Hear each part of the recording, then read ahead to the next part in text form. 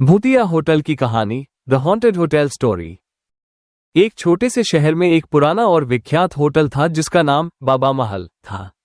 यह होटल शहरीय क्षेत्र से थोड़ा दूर शांत जंगल के पास स्थित था और अपने समय का सबसे आलीशान होटल हुआ करता था।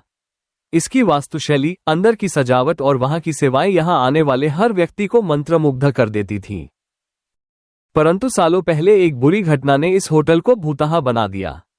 लोग कहते थे कि इस होटल में एक परिवार की आत्माएं भटकती हैं, जिन्होंने यहीं अपनी जान गंवाई थी।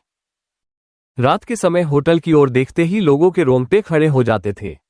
होटल के चारों ओर कटी फटी पेड़ों की छाया और होटल की टूटी फूटी खिड़कियों से छनकर आती अंधियारी रोशनी ने पूरे परिवेश को और भी डरावना बना दिया था। लोग मानते थे कि उस बुरी रात के बाद से ही वहां की आत्माओं का भटकना शुरू हुआ था। इस भयावहता के कारण शहर के लोग होटल से दूर रहते थे और किसी की भी हिम्मत नहीं होती थी कि वे वहां जाएं। लेकिन एक समय ऐसा आया जब शहर के कुछ युवा उत्साही इस रहस्य को सुलझाने का निर्णय लिया। उनके मंडल का नेता था बाबा, एक साहसी और होशियार युवक जिसे डर का मतलब नहीं पता था।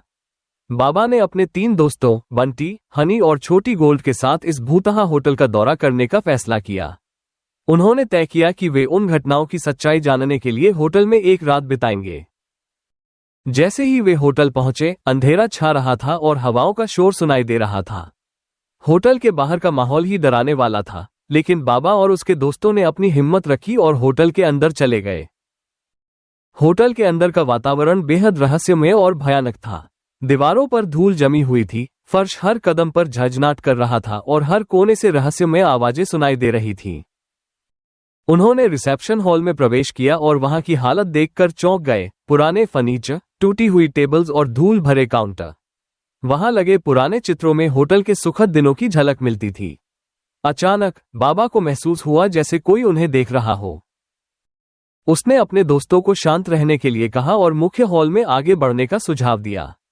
मुख्य हॉल में चलते समय उन्होंने देखा कि एक पुरानी लिफ्ट थी जो बंद हो चुकी थी और लिफ्ट के दरवाजे पर खून के धब्बे थे।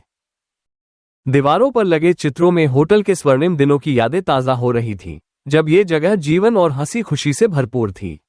लेकिन अब ये केवल भूतों की कहानियों और डरावनी घटनाओं का केंद्र बन चुका था।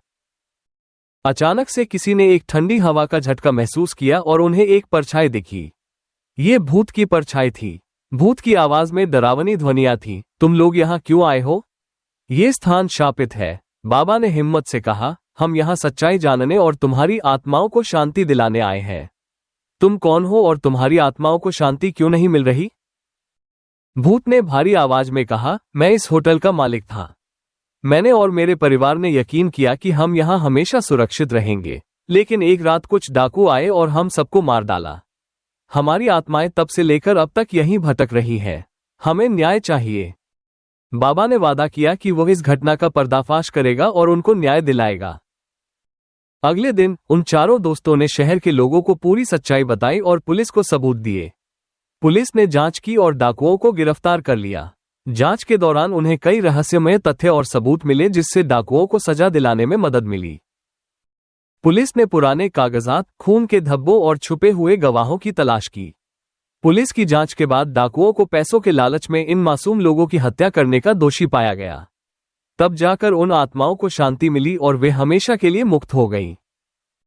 अब बाबा महल होटल फिर से खोल दिया गया और वहां कोई भी भूतिया घटना नहीं होती। होटल की पुरानी शान धीरे धीरे लौट आई और लोग फिर से वहां आने लगे। बाबा और उसके दोस्तों की बहादुरी की हर जगह सराहना हुई और शहर के लोग अब इस होटल को देखकर डरते नहीं थे। बाबा, हनी, बंटी और छोटी गोल्ड की यह कहानी साहस और सच्चाई के प्रति उनकी दृढ़ता के रूप में शहर में प्रसिद्ध हो गई। बाबा महल अब न केवल एक आलीशान होटल था, बल्कि एक ऐतिहासिक स्थल भी बन गया जहां लोग इस होटल की भूतिया कहानियों को सुनते और बाबा और उसके दोस्तों की बहादुरी को सराहते। उन चारों दोस्तों का ऐसा मानना था कि उन्होंने न केवल एक रहस्य सुलझाया, बल्कि एक परिवार को न्याय दिलाकर उनके आत्माओं को हमेशा के लिए मुक्त कर दिया। कहानी सुनने के लिए आपका धन्यवाद। आपका दिन शुभ हो।